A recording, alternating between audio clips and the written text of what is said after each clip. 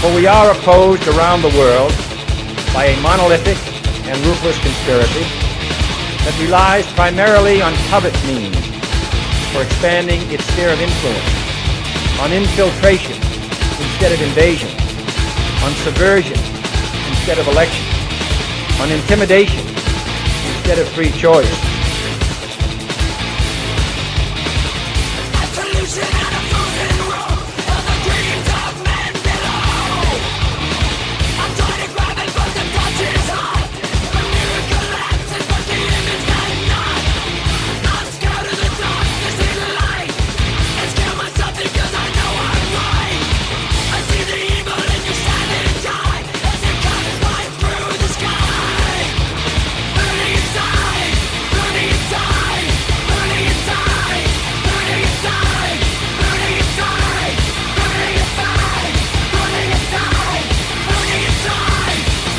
Its preparations are concealed, not published. Its mistakes are buried, not headlined. Its dissenters are silenced, not praised. I don't know what to do about the depression and the inflation and the Russians and the crying in the street. All I know is that first, you've got to get mad. You've got to say, I'm a human being. God damn it. My life has value.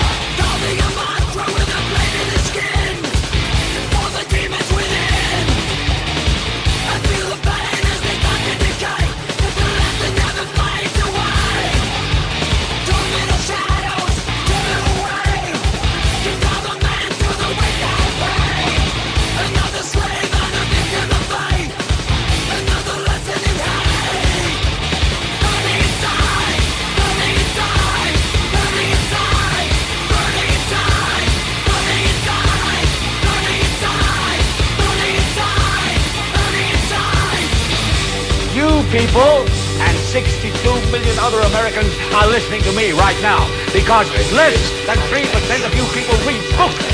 Because the only truth you know is what you get over this tube.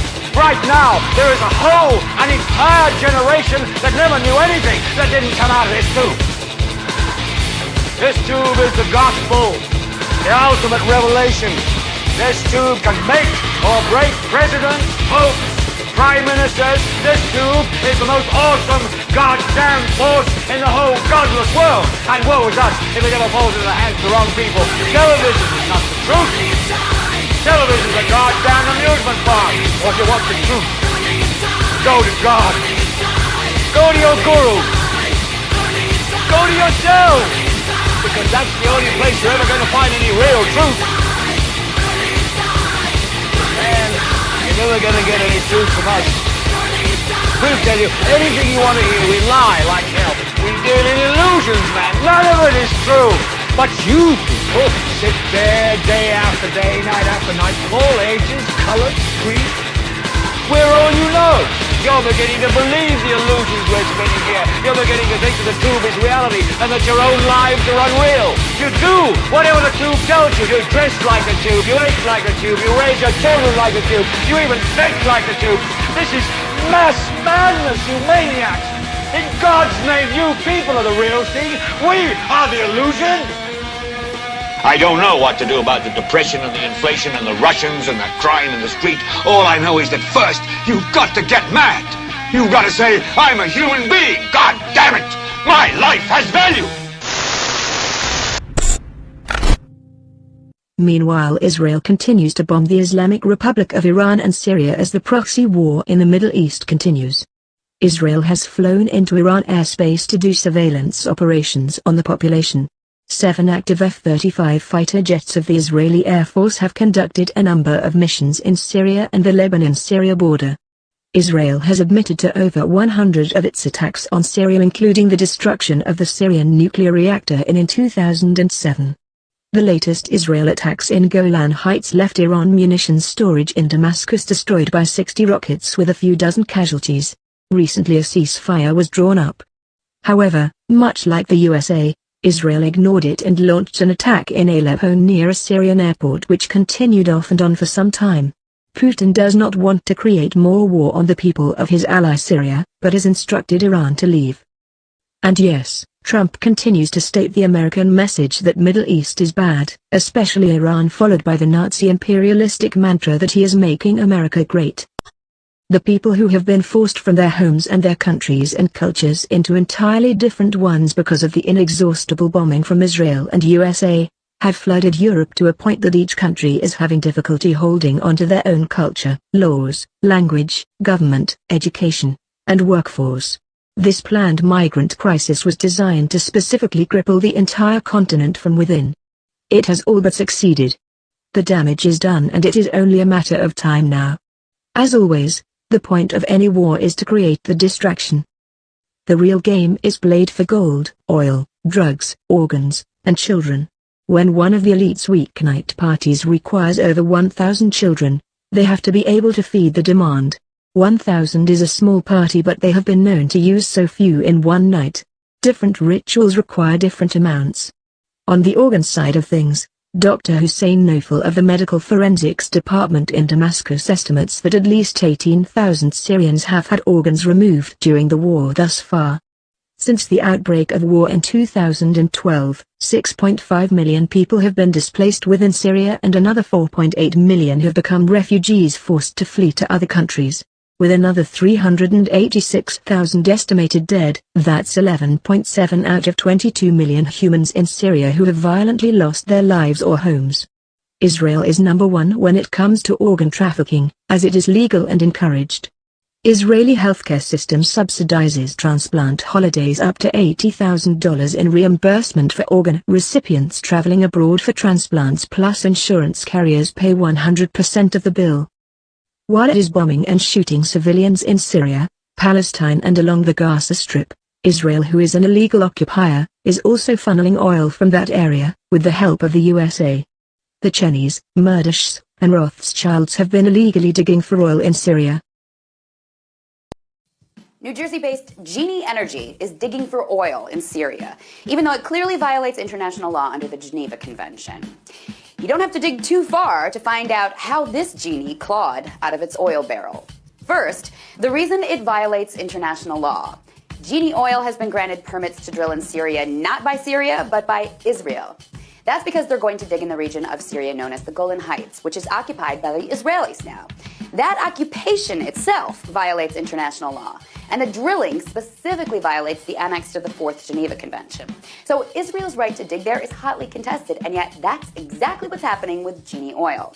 Now for the reasons they're getting away with it. Heading up the effort is a man named Efi Eitem. He's a former Israeli military commander who has said in an actual speech, "We cannot be with all these Arabs, and we cannot give up the land, because we have already seen what they do there. Some of them may be able to stay under certain conditions, but most of them will have to go." So this anti-Arab Israeli is heading the charge for Genie Oil to drill in Syria. He makes for a powerful force to drive the drilling forward, but his cohorts are even more powerful. Because Genie Oil investors include none other than Dick Cheney, Rupert Murdoch, Lord Jacob Rothschild, ex-CIA Director James Woolsey, ex-Secretary of the Treasury Larry Summers, ex-Governor of New Mexico Bill Richardson, and other ex-members of American government. They are all invested in Genie Oil, and they all stand to profit big time for drilling in the already ravaged Syria. The Zionist alliance is obvious, and the propaganda war against Russia is even worked to pull Scandinavian and European countries away from their ally and protector. USA only knows how to make and sell three things: war, fear, and death. The wars forced on Syria and Iran and Iraq and Afghanistan and Libya by USA and the attacks on Turkey and other Russian allies have been done to poke the bear. Let's review. In 2003, the United States illegally invaded the Republic of Iraq after it announced it would stop selling its oil for US dollars. In 2011, the USA waged another illegal war of destruction of Libya after it announced it would be selling its oil for gold that would have devastated the American dollar. Let's not forget, in 2008 Iran announced that it, too, would no longer sell its oil for US dollars, and in knowing the deadly wrath the USA would bring upon them for doing so, accelerated their already existing nuclear program to build an atomic bomb to protect themselves. This venture came to an end in July 2015 when Iran agreed to the historic Joint Comprehensive Plan of Action that halted their atomic bomb work in exchange for the ending of Western sanctions. This agreement, Iran upheld while Trump entered office and withdrew from the agreement, ever working for peace. Sanctions are restrictions the USA puts on other countries it doesn't approve of or trust. Iran is now under the full economic protection of both Russia and China. The trade war between USA and China is also putting obvious strain on the world's economy. These tensions on every country's economy leads to violent protests, homelessness, starvation, trafficking and more. These increasing needs and perceived needs the people will continue to have will force the masses into accepting whatever the elite have in store to offer us next. And the band plays on. Trump has also succeeded in damaging relations with Europe further after he imposed tariff hikes on steel and aluminum from the EU as well as Canada and Mexico. But we have known this was coming and exposed it in previous videos detailing the collapse of the economies of the world. So, on with the war it is creating. Russia has now stated that if any of its allies are further attacked, it will be taken as attack on Russia. We see many countries preparing for war. Still the Zionists march on to accomplish their long-time plan to destroy the Middle East and retake the entire Canaan land, as we have before discussed at length. We see false flags everywhere such as 2 ships of Turkey and Greece colliding in there, bringing more tension within NATO. In order for the one government, all others must crumble. EU and NATO are in progress. In a few years the elite's problem with the Caucasian ethnicity will be over, because everyone will have allowed them to destroy what makes humans all unique and beautiful. Our differences. An artist would never paint with only one color. The elite are not artists, nor can they fathom the beauty humanity is, when it is left unaltered and unperverted by them. The migrant invasion has helped to destroy the future of the Caucasian ethnicity, the predominant ethnicity, in Europe. Coupled with the fact Caucasians do not reproduce as much as African and Middle Eastern ethnic groups do. This has largely to do with the governmental and religious structures of those cultures. White genocide has started up again in Africa and is yet another elite agenda to further destroy the Caucasian ethnicity. 400 white farmers have been murdered in South Africa over the past 12 months. Russia has offered 15,000 of them sanctuary. The continuous media back and forth from Russia to USA is yet another distraction bringing fake war into reality through mind control. First the USA assassinated Russian diplomats, then Russia exposes the American government's plan to manufacture the need for an attack on Damascus, which will happen in the future. The pushes for nuclear weapons and as we have exposed before, they do not exist and are nothing more than fear porn. You are easily controlled by paranoia. Another false flag is the North Korea proxy war. On that side of things we see Israel is assisting, using the excuse that North Korea might transfer its nuclear weapons technology to Iran. Israeli Prime Minister Benjamin Netanyahu has prepared to personally command the Israeli naval attacks on North Korea and moved all security cabinet meetings from the Prime Minister's office to a high-tech underground secure bunker in Jerusalem which hosts his nation's National Crisis Management Center. This past November, 2017, Israel learned of a North Korea-Iran military alliance when French warships patrolling the Arabian Sea seized Iranian ships smuggling North Korean weapons into Somalia. This led to January's event where an Israeli naval submarine torpedoed an Iranian oil tanker named Sunchai in the East China Sea after it had left North Korean waters. The attack killed all 32 crew members.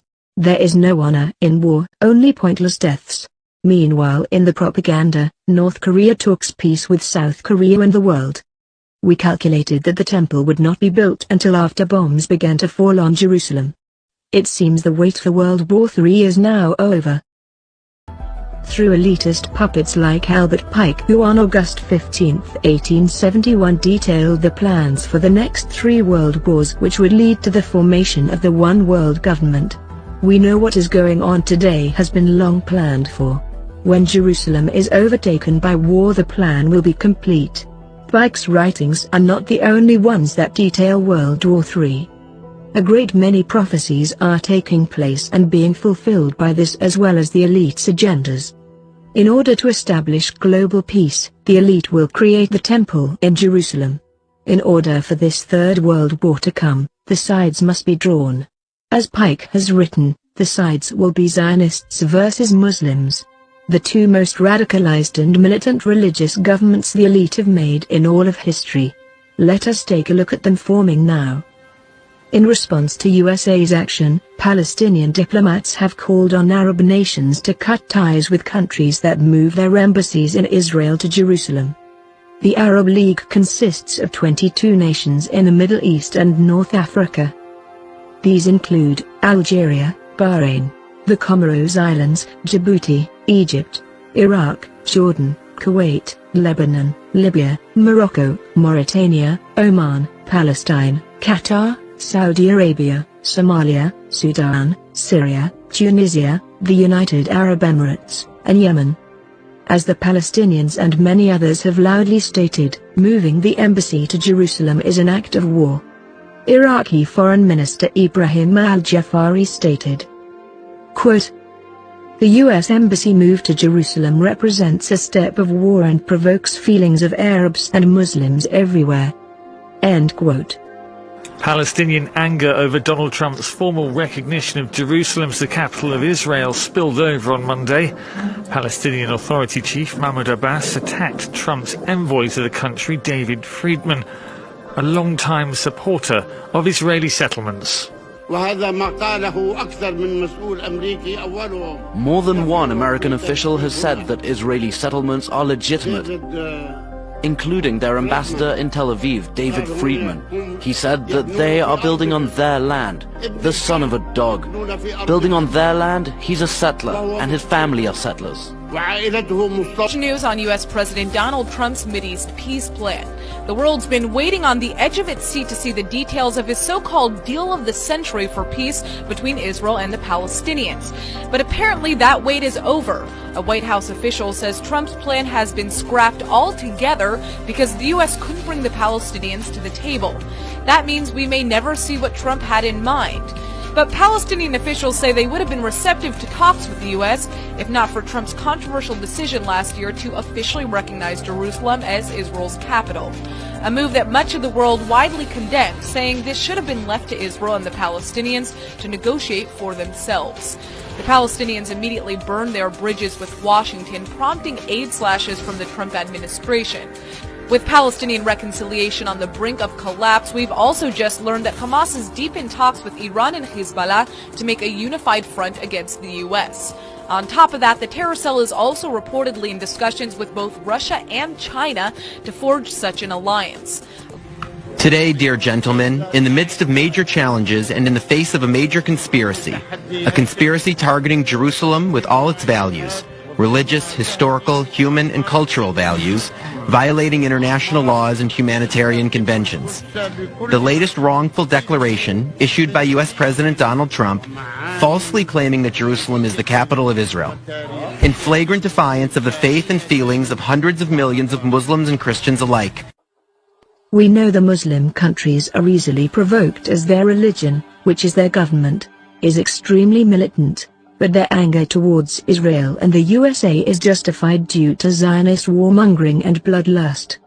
This is the Zionist-Muslim conflict.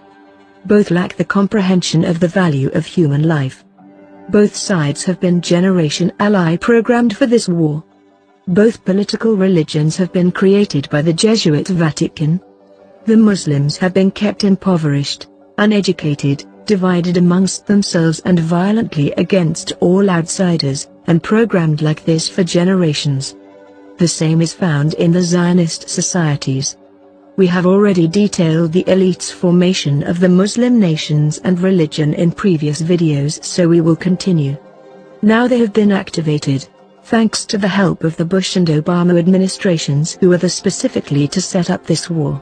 While the American government makes sure to place puppets in Middle Eastern countries to control the governments, the CIA has set up a multitude of violent groups including ISIS and Al-Qaeda and the Muslim Brotherhood to activate the minds already programmed by their political religion to carry out the Quran's true teachings and destroy all who are not Muslim. All who are not Muslim, as they are commanded. Specifically, Christians have been fleeing from these countries in increasing amounts, as they and their families are slaughtered once word gets out they are not Muslim. Their anger is ignited by the bloodbath they are forced to live in thanks to the continuous bombing and destruction of their countries by the American Israel Zionist military arm of the elite. Is it peace or is it war? Is this move by Israel enough to give President Trump the leverage to get Vladimir Putin to back the Iranians out of Syria? You got to understand, the Iranians are hell-bent on annihilating Israel. People don't get this. This is what they say every day. This is what the Ayatollah Ali Khamenei preaches constantly. This is what the people of Iran have been talking about. Not all the Iranians. There's good Christians in Iran. It's not even the majority, I don't think, of the nation of Iran. It's this regime, these radical Islamic Muslim militant Shiite Muslims under the Ayatollah Ali Khamenei, who have an end-time eschatology of their theology, is to annihilate Jerusalem, to blow up and kill all the Jews. They believe that Allah will not send the Mahdi or the 12th Imam, the Muslim Messiah, unless they annihilate Israel. You have to understand. President Erdogan stated this. Quote, "The USA leadership has punished the Palestinians, whereas Israel, which violates international law, has been rewarded. We will not allow today to be the day the Muslim world loses Jerusalem." End quote. Meanwhile, Trump was celebrating in Jerusalem with Netanyahu, congratulating themselves on a so-called historical day of triumph for peace. Jared Kushner, the president's son-in-law, is senior advisor leading the Israeli-Palestinian peace effort. Father and son, taking over Jerusalem. America should be proud. Israel has become more prosperous and is stronger than it has been at any time in history, fulfilling yet more prophecies, leading us down the path to World War III. While they preached peace, an IDF killed 16 and injured 600 people, and later on over 58 people were murdered right on the other side of the illegally occupied Golan Heights. More than 2,700 Palestinian demonstrators were injured. We see clearly the Zionist side and mentality there. They require death. They build walls, illegally occupy other countries, traffic drugs and humans and organs for profit. If you look, it's impossible not to see. The elite are smart, but they are creatures of habit. They follow the same scripts and plans. That is why history is destined to repeat itself. Those in control of the history always do.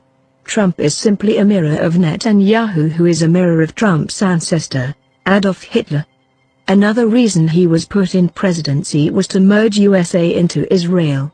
This has been a success, which Netanyahu has celebrated by vowing to destroy the Democratic Party in USA. The Koch brothers have been working with their Israel lobby counterparts to make their first in history mega-million-dollar investment in Israel. They have announced they will pledge $400 million to protect President Trump's Republican Party. If we flash back, we see one of the huge lies Trump tweeted in 2016. He is such a comedian. Israel and USA commit countless war crimes and crimes against humanity every day. Yet they are never held accountable. Not in court nor by the people. Trump is once again proven to be the pro-Israel Zionist puppet, simply put in the position he is in to destroy the world with war and to raise the elite's perverted world peace. Hillary Clinton, backed by Israeli super PACs, pushes the business of an Israeli agenda for civil war and world war. Israel is not known for common sense and is known for following a historically inaccurate Zionism. Equally Zionistic America is not known for hitting the target and not comment either on its covert transfers of weapons, and yet it is a U.S. government policy. Who else should we ask about this? As I said, I have no comment on that. The DNC is so entrenched in Israel, money even sell out progressives back Palestinian genocide. In fact, we're conducting these surgical operations against schools, mosques, hospitals, universities, children, and one of the things that we're doing is trying to maximize the number of civilian casualties, to maximize the number of civilian casualties, to maximize the number of civilian casualties. موت يا منيان موت يا منيان تموت يا ابن الشرموطة تموت ابن الشرموطة. We prefer that. I know that you understand this, but if not, this is something that I don't have to explain to Americans, President Obama, you, and the international community. Welcome to Jerusalem. Propaganda legalized. The Americans are subjected to a constant reiteration of being a good global police force.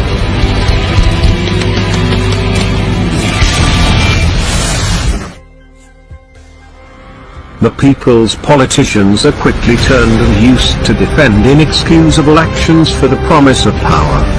They make deals with Genie backed by Cheney and Rothschild and Israeli counterparts of extreme racism like Effie Edan. The politicians given favorable cuts send ridiculous sums of money to Israel daily. Genie spits on the Geneva Convention and sets up war in Syria for the oil. The United States has blocked the UN 41 times from putting sanctions on Israel. Stop this. Anonymous is not one thing but many groups, but Palestinian blood is a universal anonymous concern. We are sick of false flags for political agenda. And as we have disabled ISIS over the internet, we also know where they came from. Let us look at the next phase of the elite's plan. The temple. The symbol of global peace and elite power. The stairway to heaven, Tower of Babel, uniting the long-lost Roman Empire once again. Creating another one of the elite's political religious government systems. One that will be more devastating than the rest, thanks to technology. Recently Israel has put Trump's face on top of King Cyrus' face on a coin made for the temple. This may not seem too important to those unaware of how the elite work and what symbols mean. However, this is truly a bold statement equating Freemason child raping and Luciferian ritual child sacrifice of President Trump to the King of Persia, Cyrus. This coin was made by the Sanhedrin, who after releasing the coin to the public proceeded to hold a Paschal sacrifice as well as Passover celebrations, including sacrificing a lamb in the temple area. These rituals are more symbolic than anything, which makes them equally noteworthy. The Sanhedrin is the religious council of Jewish Pharisees in Jerusalem. The original Sanhedrin condemned Jesus Christ to be crucified. As we have many elite sects such as the Freemasons, Illuminati, Ninth Circle, and so many other groups which the elite used to control the governments of the world, the Sanhedrin were an elite infected and a manipulated sect of the day. The Sanhedrin has requested both Trump and Putin be involved in rebuilding the temple. Apparently they are in charge of the demolition teams. Meanwhile Trump, who is not a citizen of Israel, nor a leader of Israel, has been assumed by Israel to be its shining white knight of salvation. Rabbi Berger has stated that Trump is the representative of a descendant Sodom that will perform that final historic reparation for his entire nation by building the temple. If we look at history of the temple, we see it was typically started by a ruler and finished by the next one. That is a Trump Cyrus coin. That's what that is in my hand.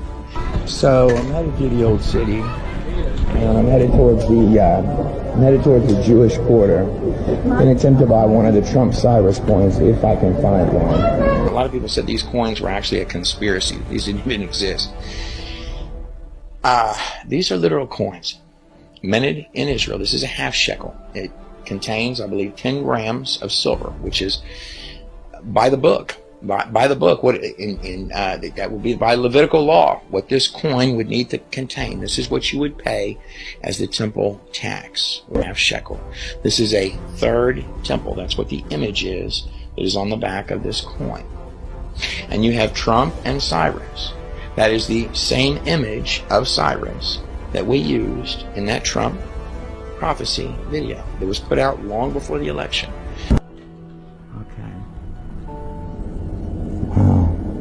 Trump and Cyrus again. Trump and Cyrus. Okay. Okay, these are what I want. Alright. This is the Mikdash here.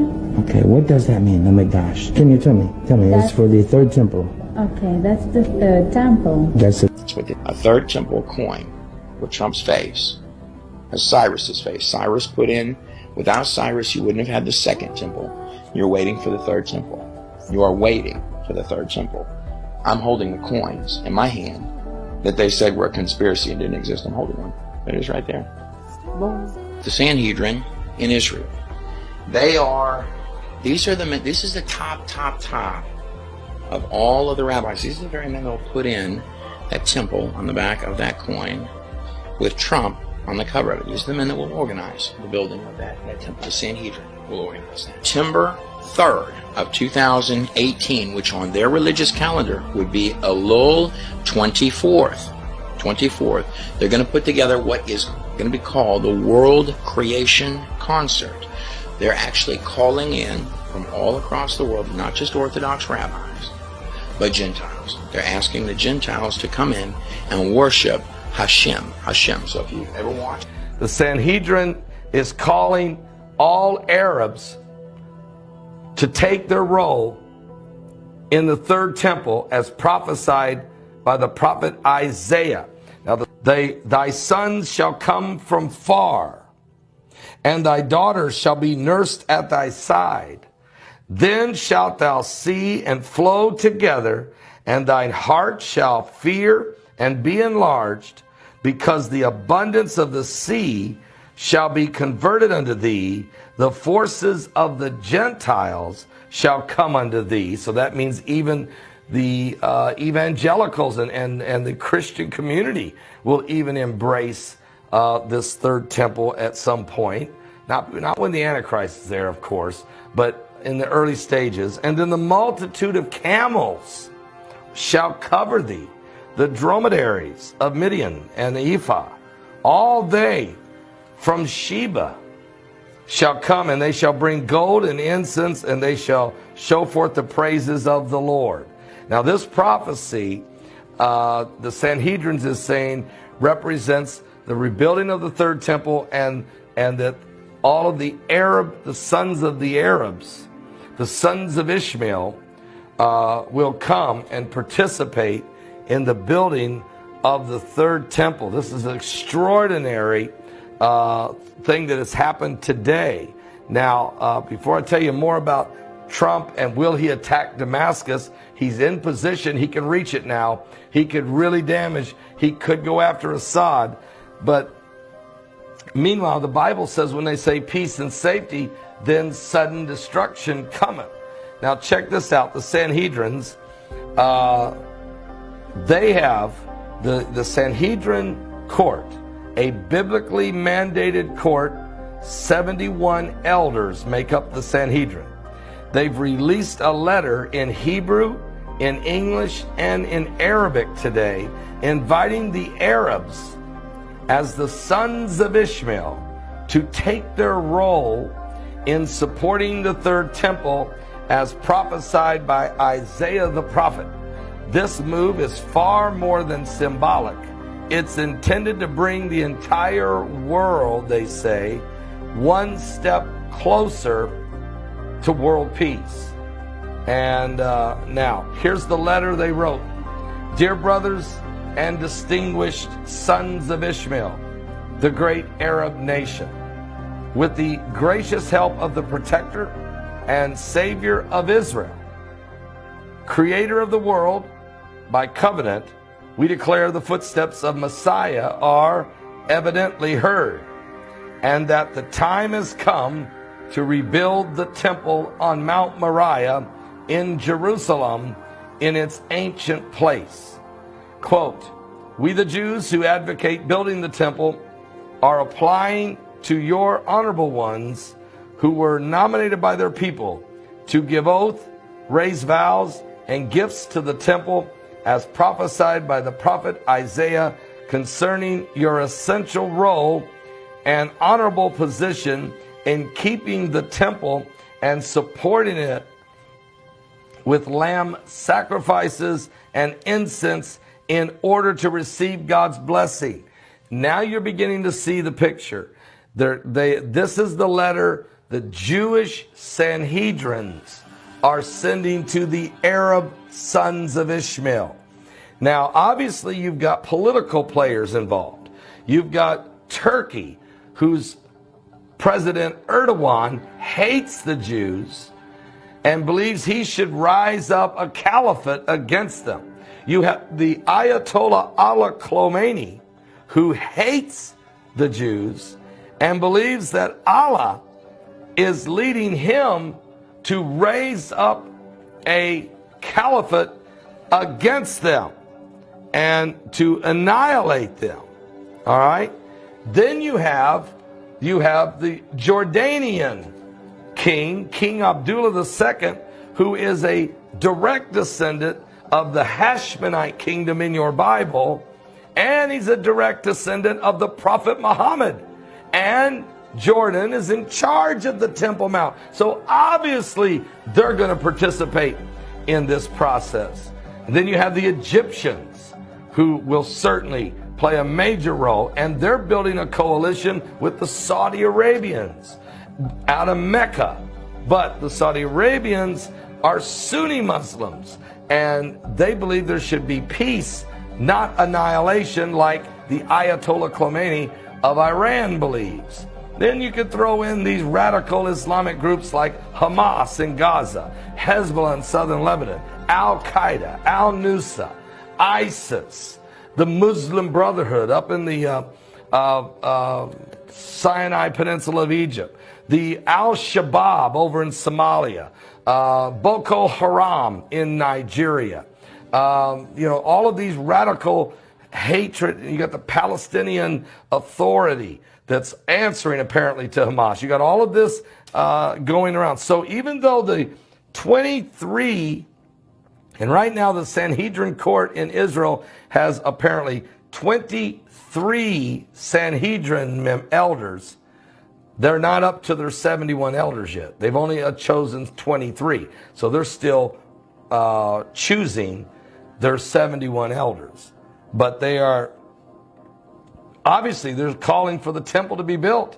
They've already made the coin, the half shekel made of silver, a half shekel that has King Cyrus and President Trump's picture on the front of it, called the temple coin. They've already declared that, Trump has already declared Jerusalem as the capital of Israel, and that Trump is moving his U.S. embassy to Jerusalem on the 70th anniversary of Israel as a nation, and that's going to happen, of course, on May 14th, 2018.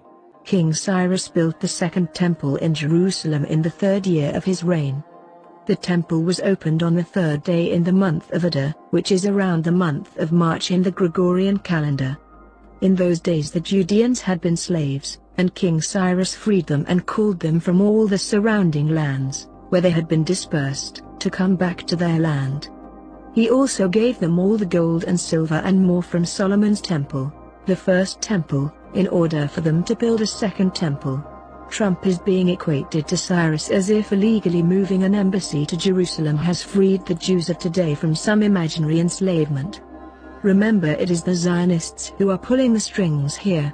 They hide behind the Jews, and like Obama did in the USA, to create race wars, so the elite create the Jewish hate, meanwhile calling themselves Jews, so anyone who ever speaks out is instantly labeled an anti-Semite. It is all very clever. But back to our history. Heads of several tribes returned to assist, as a Jewish temple has a great deal of specifics which must be met and overseen. The history of this goes back to the days of the tribes we have discussed before. To sum up, the tribe of Levi were the priests, in charge of the temple and all duties associated to it.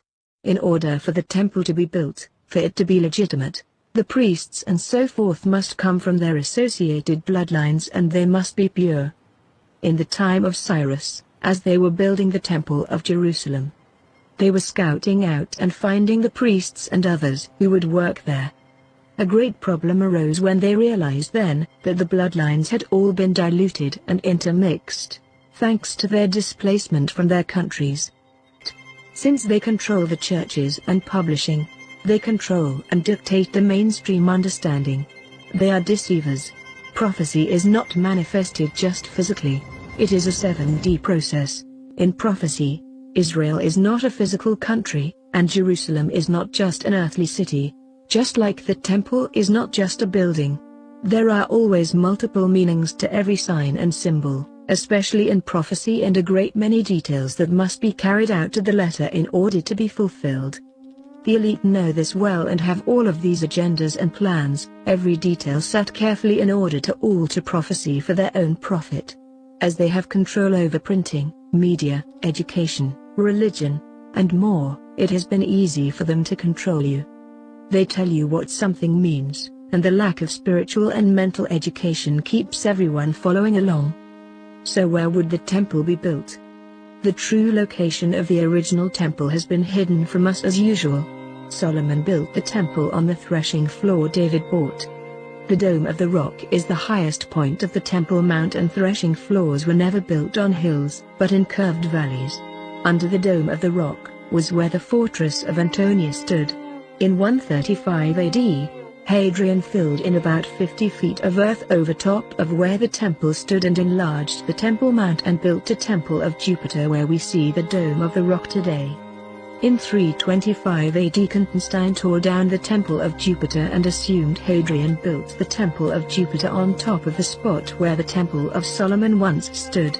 Assumptions. Constantine built an octagon church on the site. In 700 AD, the Muslims found the foundations of Constantine's octagon church and built the Dome of the Rock. However, the foundation walls of what we call today the traditional Temple Mount would not, in all likelihood, be included in the manifest of any destroyed edifices because it was Roman-owned and would be considered separate from Jerusalem. So the Roman elites who destroyed the original temple and buried it also hid it further by building their own temples in the same area. That is how you erase history and fool the world. Flavius Josephus wrote that the entirety of the temple was indeed in total ruin and destruction after 70 AD. He went on to say that if he had not personally been in Jerusalem during the war and witnessed the demolition by Titus of the temple that took place there, he wouldn't have believed it ever existed. Other historians from that time agree in the fulfillment of the prophecy that the temple would be utterly destroyed. So the lulls in all of this would be that the wall the Jews pray to is a Roman fortress symbolizing their past slavery, simply exalting the elite. Archaeology and eyewitness evidence suggests that the temple was destroyed so severely that what was left of it was dust. Could history be so stunningly wrong that the temples built by King Solomon and King Herod were never on the Temple Mount in Jerusalem? Jews and Christians alike believe without any doubt that these temples were located on the Temple Mount for hundreds of years. Hidden away in the temple's Holy of Holies rested the Ark of the Covenant. And so for Jews, the Temple Mount is the most holy place on earth. 1 billion Muslims hold this to be the most holy place as well, believing it to be where Muhammad ascended into heaven from the area of the Dome of the Rock. This presents a huge problem for several faiths that all clash at ground zero at a place in Jerusalem that we know as the Temple Mount. Will tradition even allow a closer look? Do we find anywhere in the Bible, ancient history, or physical evidence that the temples were located somewhere else? It is the holiest place that we have right now. The third temple is going to come right here. Okay. So without a doubt, you believe that there's no doubt about it. There's no doubt. Although most people today are convinced that the temples were located on the Temple Mount, that wasn't the case 1,600 years ago. If I told you in the 4th century there was 4 places that rabbis were suggesting for the temple, 4 different locations in the 4th century, would you believe me? No, our tradition is that authoritative tradition wins out, and we go with what we have. We don't do our own thing. We don't try to make our own assumptions. We have what we have. If we don't have what our parents and rabbis gave us, then we have nothing. You are Jew? No. I have no time to lose with you. In around 957 BC, God had King Solomon build a temple for worship, sacrifice, and to house the Ark of the Covenant. This magnificent facility stood until 586 BC, when the Babylonians destroyed it and took the Israelites captive. In around 515 BC, Zerubbabel and other Israeli exiles were able to return to Jerusalem in order to rebuild the temple on top of the demolished first temple. This second temple wasn't as spectacular as Solomon's, but served its purpose until 20 BC, when King Herod initiated a significant renovation and expansion project. This is the temple that stood in Jesus' day, where he taught on several occasions and where he confronted the money changers. In 70 AD, 4 years after the Jews rebelled against the Roman Empire, military commander Titus and the Roman army utterly destroyed the temple. Today, many Jews and Christians are anticipating the day when a third temple will be rebuilt, as foretold in the book of Ezekiel. Tradition says it needs to be rebuilt on the same spot where Solomon and Herod's temple stood. Will that be the Muslim-controlled Temple Mount, or is it somewhere else? This makes the search for the temple's actual location that much more imperative. And he is looking up at the temple and he tells the disciples, he said, "Truly I tell you, not one stone here will be left on another. Every one will be thrown down." Not one stone. Total annihilation. And that's what we hear from history, that the temple was totally destroyed. The hill called Zion and Jerusalem, the building there, that is to say, the temple, has been utterly removed or shaken. It was so thoroughly laid even with the ground by those that dug it up to the foundation, that there was left nothing to make those that came thither believe it had ever been inhabited. But if Herod's temple was utterly removed, how can the western wall of the temple exist today? The Romans took this city. General Pompey had the gates opened up to him. And from that point on, the Romans had control here for over 300 years. The big question is, where did they stay? No one has ever found one brick that they know of that's from the Roman fortress. I believe it's because it's been on the Temple Mount. That was the Roman fortress. That huge complex, if you look at it today, it is in the same dimensions as many Roman fortresses. So where did the Romans stay? They stayed on the Temple Mount.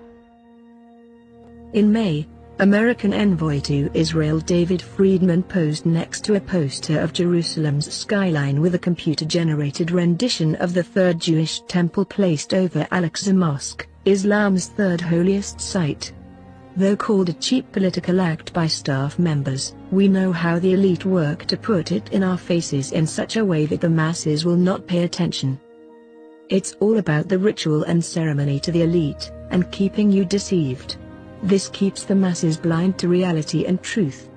The elite believe that with their technology they will be able to stop what comes after the New World Order is formed. They believe they will have the one world order, the third temple will rise and unite the world under them, under Rome. The elite will rule the world, not as divided countries but as a whole, and as rulers of the whole world, they will be as gods. At least in their minds. They think that by planning and physically fulfilling prophecies that they can also change them. This is how their pride works. History has proven they do not succeed when the people rise, and what we know of future events after their government power forms dwell. You won't want to miss it, and you absolutely won't want to be empty-handed. We are anxious for September, one of the elite's big ritual sacrifice months. We see a great many events happen in September, so keep your eyes open. On the other hand, we will also likely see some historical natural disasters, as are typical every so often. Hurricane season is starting up, and already hundreds of people have died in China and Japan due to typhoons. Earthquakes are ever on the rise, as an earthquake is expected to hit Israel again at any time, and tremors have already been felt. This earthquake is reported will be the greatest earthquake the world has ever experienced, so don't forget to stand in a secure doorway.